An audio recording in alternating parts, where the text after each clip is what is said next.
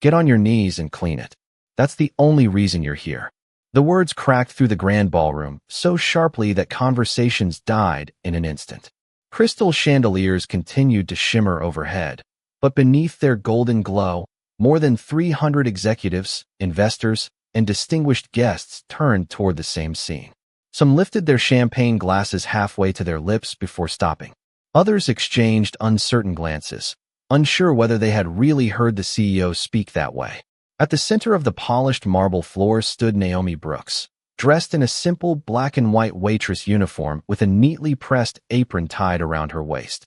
A silver serving tray rested steadily in one hand despite the expensive red wine spreading across the floor near her polished black shoes. She had accidentally brushed against a guest who stepped backward without looking, sending the crystal glass tumbling. Before she could even apologize, Daniel Whitmore had already crossed the room.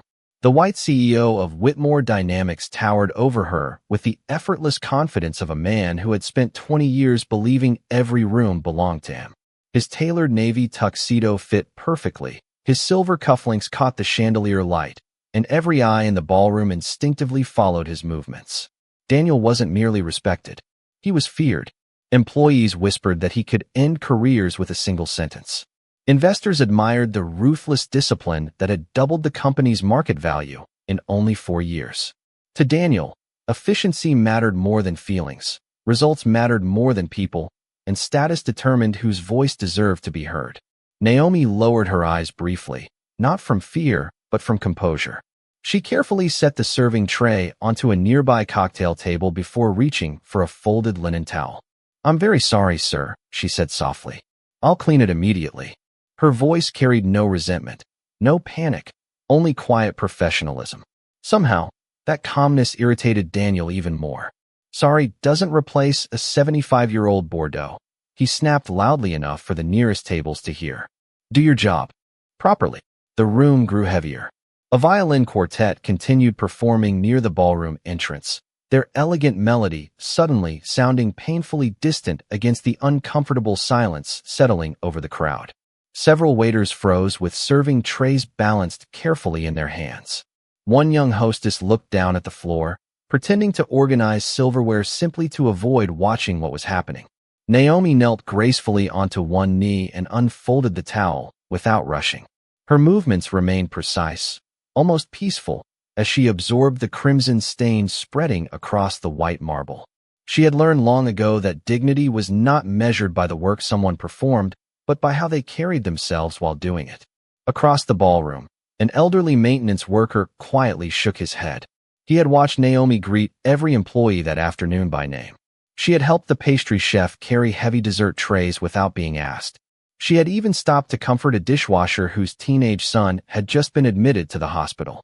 She treated everyone exactly the same, whether they wore designer suits or kitchen aprons. Yet hardly anyone knew anything about her beyond the small embroidered names stitched onto her uniform. Daniel stepped closer, his polished shoes stopping inches from the wine-stained marble. "Maybe next time you'll remember where you belong," he said coldly. A few uneasy chuckles escaped from one corner of the room before fading almost immediately. Most guests remained silent, sensing that something about this moment felt wrong in a way they couldn't explain. Naomi looked up only long enough to meet Daniel's eyes for a single quiet second. There was no anger in her expression, no humiliation, only an unreadable calm that lingered far longer than anyone expected. Then she simply nodded once and continued wiping the floor as if his words carried no more weight than the distant sound of the violins. None of the people standing there could have imagined that within the next few minutes, everything they believed about power inside Whitmore Dynamics would be turned completely upside down. Naomi Brooks finished polishing the last trace of wine from the marble floor before quietly rising to her feet. She folded the linen towel with careful precision, placed it inside a service bin, and offered a polite nod to the nearby guests whose evening had briefly been interrupted. No bitterness crossed her face. No embarrassment lingered in her eyes. She simply reached for another silver tray and continued serving as though nothing unusual had happened. That was the part people rarely understood about her. She never measured her worth by the opinions of strangers. Across the ballroom, whispers traveled faster than the waitstaff carrying fresh appetizers. Some executives assumed she would disappear into the kitchen in tears. Others expected her supervisor to replace her before dessert was served. Instead, Naomi moved from table to table with the same steady smile she had worn since arriving 6 hours earlier. She refilled sparkling water without spilling a drop.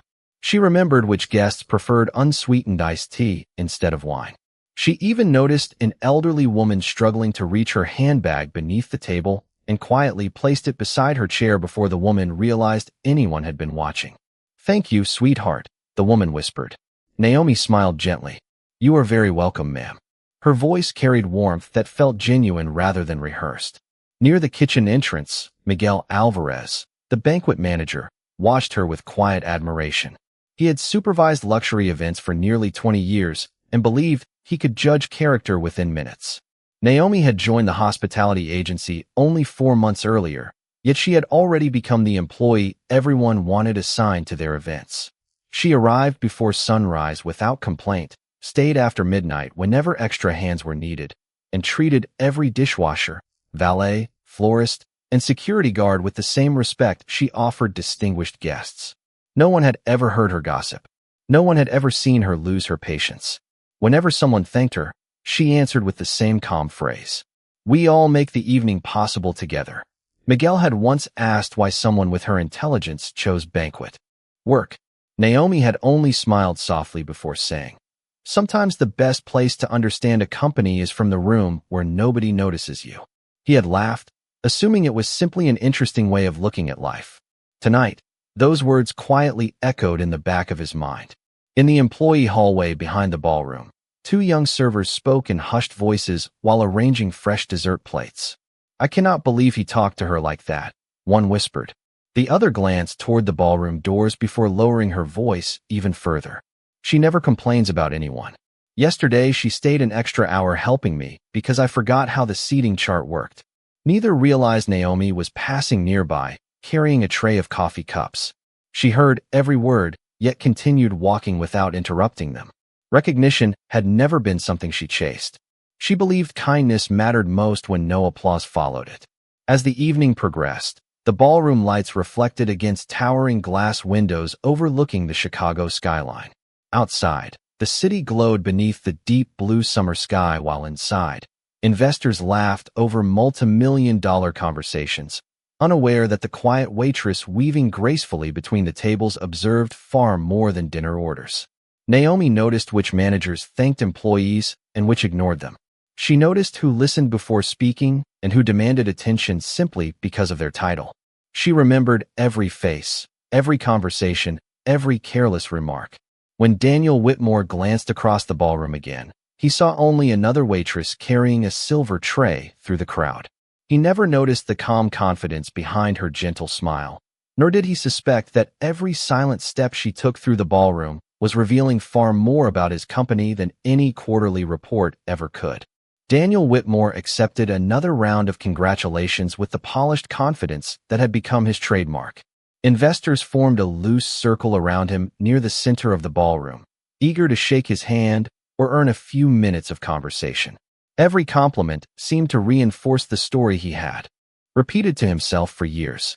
Under his leadership, Whitmore Dynamics had expanded into new markets, posted record profits, and become one of the fastest-growing technology companies in the Midwest. Business magazines praised his discipline. Financial networks called him a visionary. Employees described him with quieter words: efficient, demanding, impossible to satisfy. Daniel preferred those descriptions. He believed respect was earned through authority, not affection. He adjusted the cuff of his tailored jacket as Richard Coleman, the chairman of the board, approached with several distinguished guests from New York and Boston. Richard, now in his early 70s, carried himself with calm confidence earned through decades in business. Unlike Daniel, he rarely raised his voice. He observed far more than he revealed. "Excellent turnout tonight," Richard said with an approving smile as he surveyed the ballroom. Daniel nodded. "Our investors expect excellence, and I intend to deliver it." Richard studied him for a brief moment before responding. "Growth is important. So is culture." Daniel offered a polite smile that barely reached his eyes. "Results create culture." Richard did not argue. He simply glanced across the ballroom, where employees continued moving quietly between tables. His attention rested for only a second on Naomi Brooks as she carefully helped an older guest carry a heavy portfolio case closer to his chair before returning to her duties. Then Richard looked back at Daniel. The board meeting tomorrow will be an important one. Daniel's expression brightened. I have already reviewed the acquisition package. Once the vote passes, our expansion into the West Coast market should move quickly. Richard gave a slow nod, but revealed nothing more. Do not assume every decision has already been made.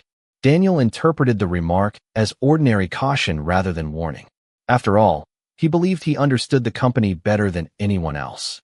During the 4 years since becoming chief executive officer, he had rarely questioned his own judgment. What he did not realize was that one person had quietly questioned nearly every decision without ever stepping into the executive suite. Across the ballroom, Naomi carried fresh coffee toward a table where several department managers discussed the upcoming acquisition. She slowed naturally as she poured each cup, listening without appearing to listen. The announcement should surprise everyone tomorrow, one manager whispered. I still cannot believe none of us has actually met the majority owner. Another shrugged. That is how the founder designed it. Complete privacy. The ownership trust keeps everything confidential. A third manager laughed softly. Imagine having enough money to own a multi-billion-dollar company and never showing your face. Naomi thanked them politely after refilling the last cup and continued walking without changing her calm expression. Behind her, the conversation faded beneath the gentle sound of silverware and quiet jazz music drifting through hidden speakers. Daniel noticed none of it. He remained surrounded by influential guests discussing stock prices, quarterly forecasts, and tomorrow morning's board presentation.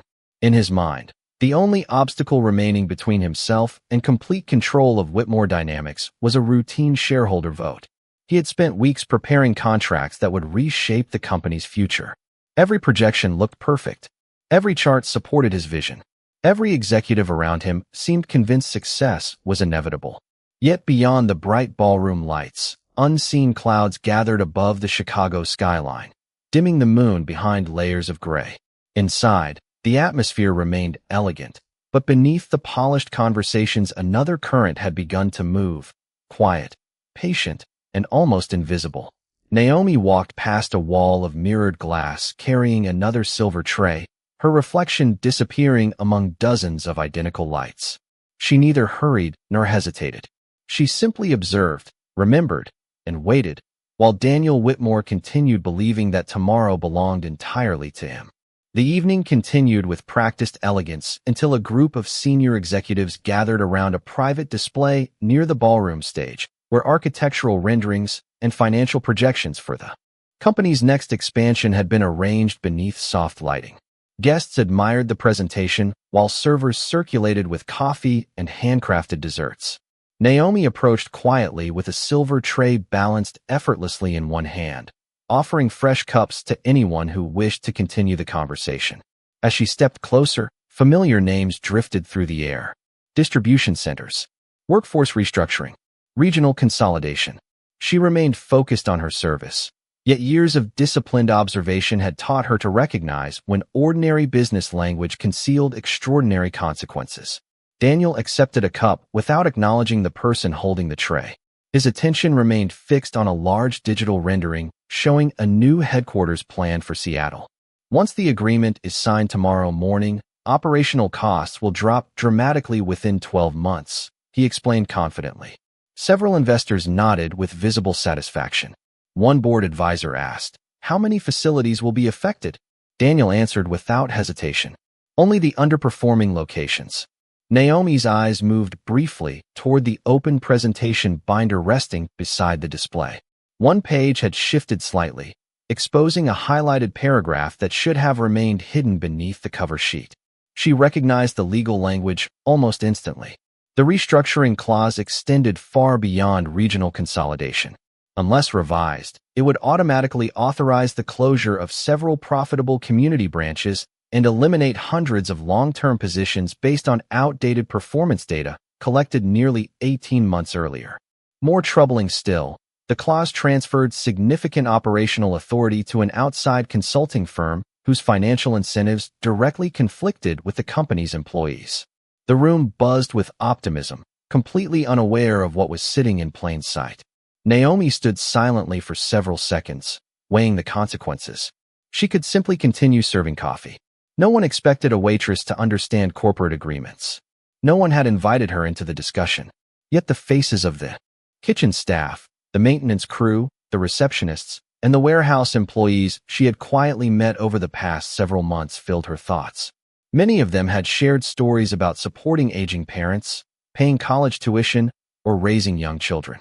They trusted the company to protect their future. Taking one calm step forward, Naomi spoke with quiet respect. "Excuse me, sir." The surrounding conversations faded. Daniel looked up slowly, already recognizing the voice. Naomi kept her posture relaxed. "I believe the restructuring clause references an outdated workforce assessment. If it is approved as written, the agreement could create consequences that were probably never intended." For a brief moment, no one moved. A board advisor blinked in surprise. One investor lowered his coffee cup. Even Richard Coleman turned his attention toward the binder before looking back at Naomi with thoughtful curiosity. Daniel's expression hardened almost immediately. "This discussion does not concern the catering staff," he replied, his tone measured but unmistakably cold. Naomi remained composed. "I understand, sir. I only thought someone should verify the language before tomorrow's vote." Daniel gave a short laugh that encouraged several uneasy smiles from those standing nearby. "Are you telling this board that you understand corporate acquisitions better than the legal department?" Naomi answered without raising her voice. "No, sir. I am only suggesting that everyone deserves the protection of a careful second look." Daniel stepped closer, his confidence strengthened by the audience surrounding him. "Your responsibility is to serve dinner, not interpret multi-million-dollar contracts." The words settled heavily across the display area. No one interrupted. Richard Coleman remained completely silent, studying both faces with unusual attention. Naomi gently lowered the untouched coffee pot onto the serving table beside her. She neither defended herself nor argued further. Instead, she offered one respectful nod and quietly said, "I hope I am mistaken." Then she lifted the tray once again and walked away at the same unhurried pace, leaving behind a circle of executives who gradually resumed their conversation. Daniel watched her disappear into the crowd with quiet irritation, convinced he had just put an overconfident waitress back in her place. He never considered the possibility that the simplest warning in the room might also be the most important one. An uncomfortable silence lingered over the executive display long after Naomi disappeared into the flow of servers moving between the tables. Although conversations gradually resumed, something had shifted beneath the polished surface of the evening. A few board members exchanged thoughtful glances. One investor quietly reopened the presentation binder, letting his eyes drift across the legal language Naomi had mentioned before closing it again without comment. Daniel noticed the hesitation immediately, and it irritated him more than he cared to admit. One sentence from a waitress had planted doubt where complete confidence should have existed. He refused to let that happen. Straightening his jacket, he addressed the group with renewed certainty.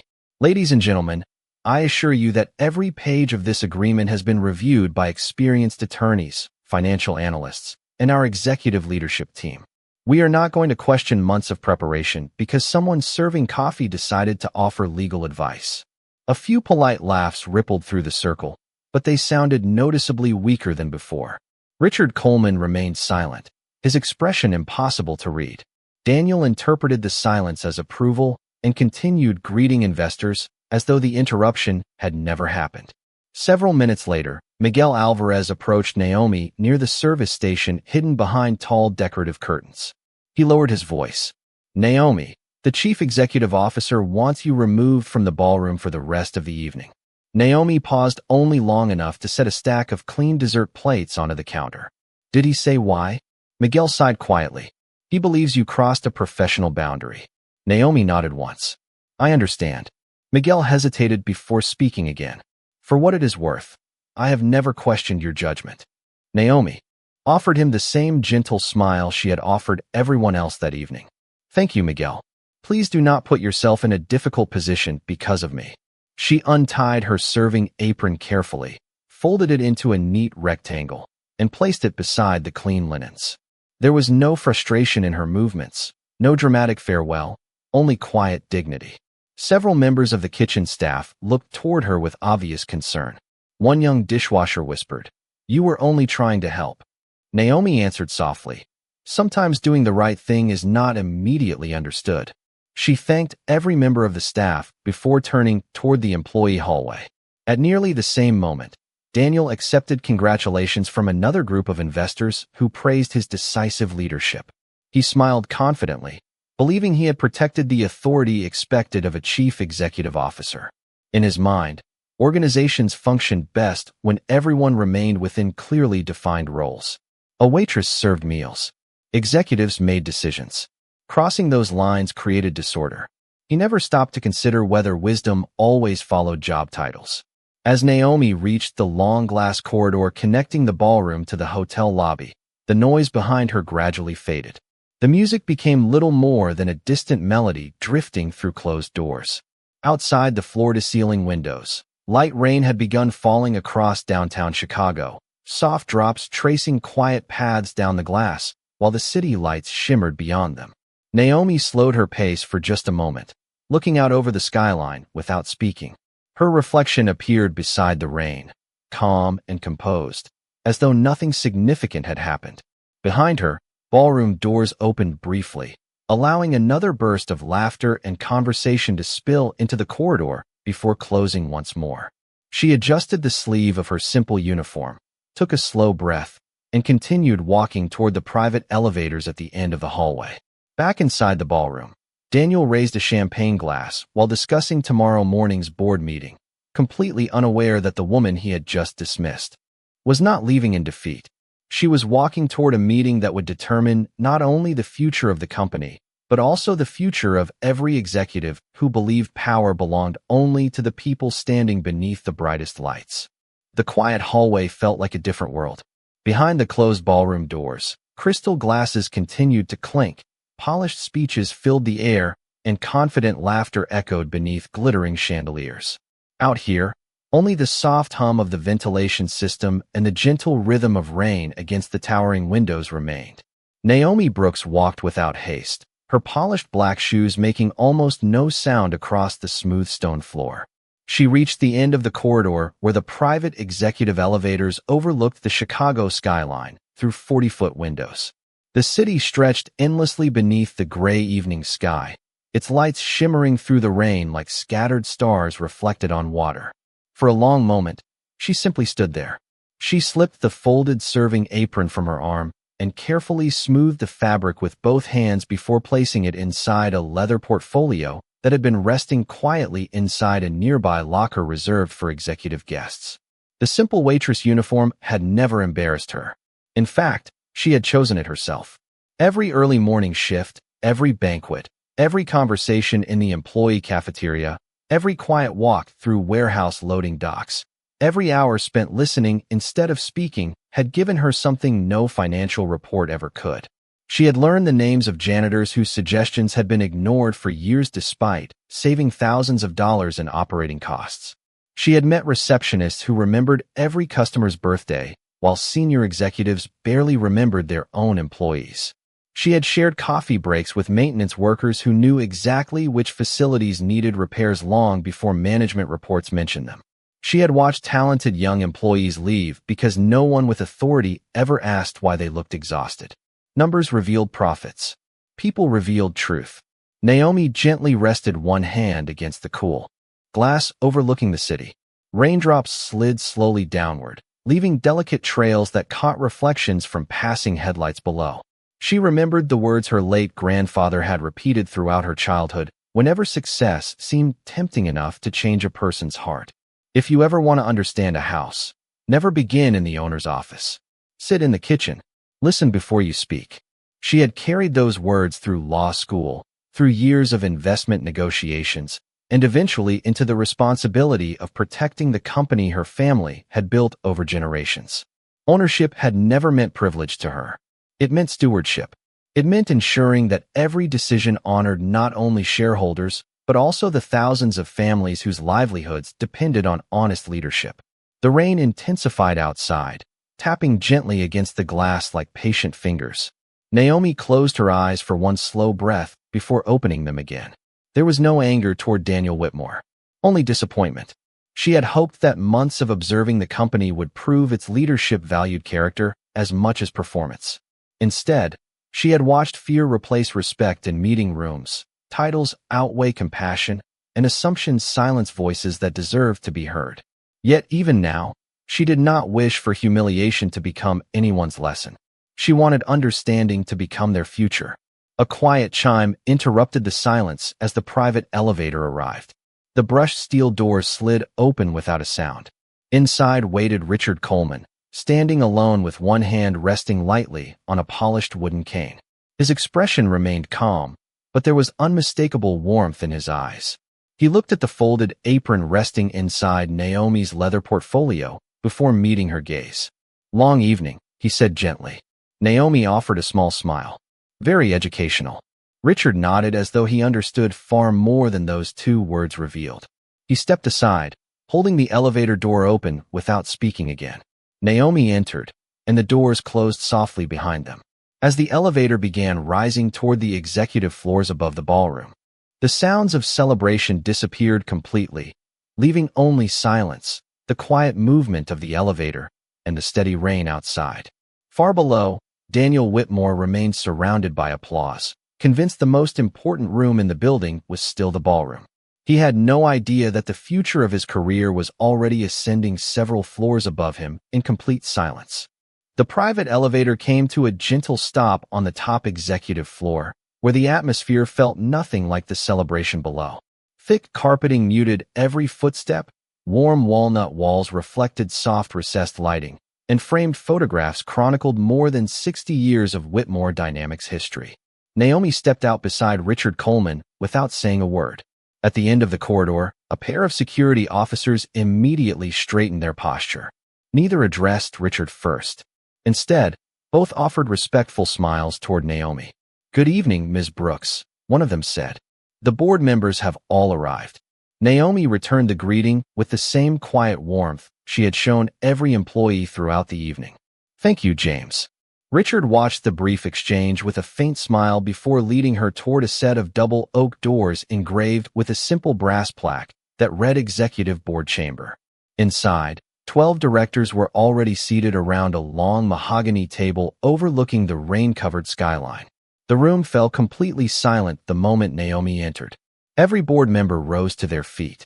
No one had been instructed to do so. They stood because respect came naturally. Richard walked to the head of the table, but remained standing. "Before tomorrow's shareholder meeting," he said calmly, "there is one matter that deserves immediate attention." He turned toward Naomi. "Would you join us, please?" Naomi placed her leather portfolio on the polished table and slowly opened it. The neatly folded Waitress apron remained visible for only a moment before she lifted it out with both hands. Without embarrassment or pride, she folded it once more and placed it carefully beside her chair. Then she removed a slim leather folder embossed with the company seal. Several directors exchanged knowing smiles. One elderly woman who had served on the board for nearly 20 years looked toward Naomi with unmistakable admiration. "How long did you stay undercover this time?" she asked gently. Naomi answered with quiet honesty. "For months." A few heads shook in disbelief. Another director leaned back and let out a slow breath. "Longer than any of us expected." Richard nodded thoughtfully. "Long enough to learn what quarterly reports cannot teach." Naomi opened the folder, revealing detailed handwritten notes alongside printed operational reports. "The company is financially healthy," she began. "Our employees are not." Every person in the room listened without interruption. She spoke about warehouse supervisors who had repeatedly requested safer scheduling practices, customer service teams carrying impossible workloads, maintenance crews whose recommendations had been ignored despite reducing long-term expenses, and talented managers who quietly resigned because they believed no one valued integrity anymore. Finally, she reached the acquisition agreement Daniel had proudly presented downstairs. She turned to the highlighted clause. "This language transfers strategic authority beyond board oversight after implementation. It also relies on workforce evaluations completed 18 months ago. If approved tomorrow, More than 800 employees could lose their positions unnecessarily, while outside consultants receive performance incentives tied directly to those reductions. Silence settled over the room. Richard slowly removed his reading glasses and looked around the table. Has everyone now reviewed the clause? Heads nodded one after another.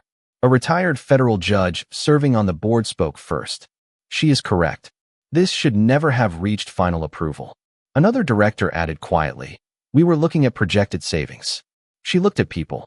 Richard folded his hands together. There is one more matter. His voice remained calm, but its weight filled the room.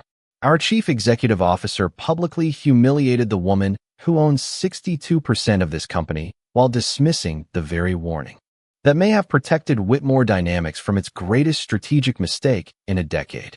Several directors closed their eyes in visible disappointment. No one expressed anger. They did not need to. The truth itself carried enough weight. Naomi remained completely still. She had not come seeking revenge or public embarrassment for anyone. She had come seeking honesty. Richard looked toward the board one final time.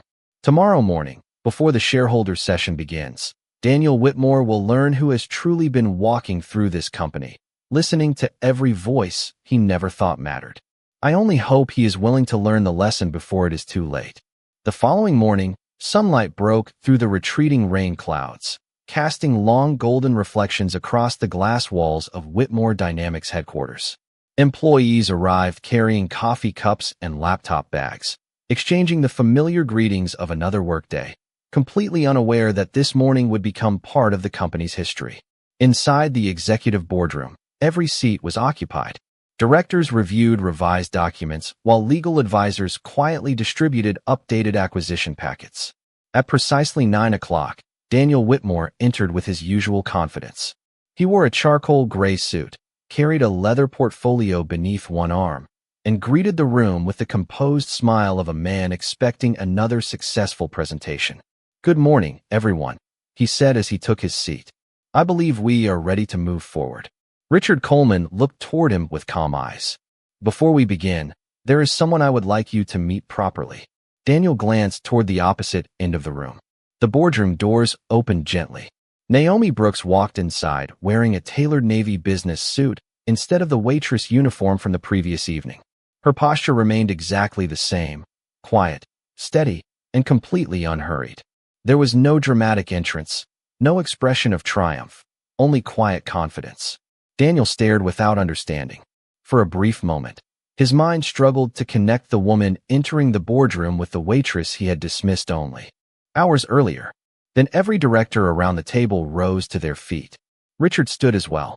Good morning, Ms. Brooks, several members said almost in unison.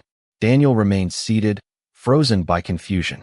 Richard allowed the silence to linger before speaking. Daniel, allow me to formally introduce Naomi Brooks, majority shareholder of Whitmore Dynamics and chair of the Family Ownership Trust. The words seemed to drain every sound from the room. Daniel slowly stood, his expression changing from disbelief to quiet shock. His eyes moved from Naomi to the directors, searching for some indication that this was a misunderstanding. None came. Naomi reached the head of the table and offered him the same calm nod she had offered every employee she had met over the previous 4 months. Richard continued. Ms. Brooks chose to spend the last several months working throughout this company under her own decision. She wanted to understand our culture by experiencing it from the perspective of those whose voices are too often ignored. Daniel remembered every conversation from the previous evening with painful clarity. The spilled wine, the public humiliation, the warning about the contract, the order to remove her from the ballroom. Even worse, he remembered never asking a single question before judging her. Richard slid the revised acquisition agreement across the table. She also identified a legal provision that would have placed the company and hundreds of employees at unnecessary risk. Daniel opened the document with trembling hands. The highlighted clause stood before him exactly as Naomi had described. His own legal team had overlooked it. The board had overlooked it. Only the woman he had dismissed had noticed its consequences. Daniel slowly closed the folder. For the first time in years, words failed him. He looked directly at Naomi. I owe you an apology, he said quietly. Not because of your position. Because of the way I treated you as a person. The room remained silent. Naomi studied him for a moment before answering. The apology matters because it is sincere. That is where leadership begins. Daniel lowered his eyes. I judged your value by your uniform. I forgot that character cannot be measured by a job title. Naomi gave a gentle smile, free of bitterness. Then let yesterday become the most valuable lesson this company has ever paid for. Richard looked around the boardroom. The board has reached its decision. Daniel straightened slowly, expecting the end of his career. Instead, Richard spoke with measured calm. You will remain with Whitmore Dynamics. However, you will no longer serve as Chief Executive Officer. You will spend the next year leading employee development and operational culture under Ms. Brooks's direct guidance.